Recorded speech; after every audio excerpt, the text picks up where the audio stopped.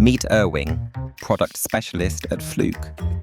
Today, he's demonstrating the difference between two calibration tools, the Fluke 9500C and the Fluke 9500B. With the 9500C, Irving can calibrate up to 4 oscilloscope channels at once.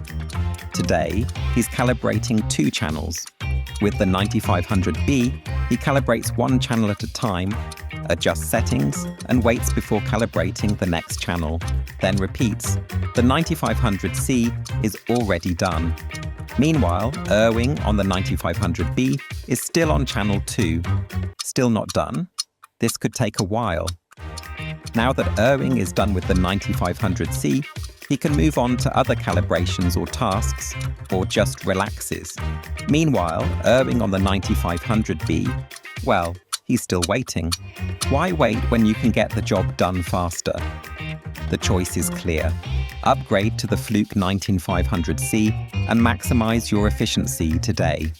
Visit fluke.com to learn more.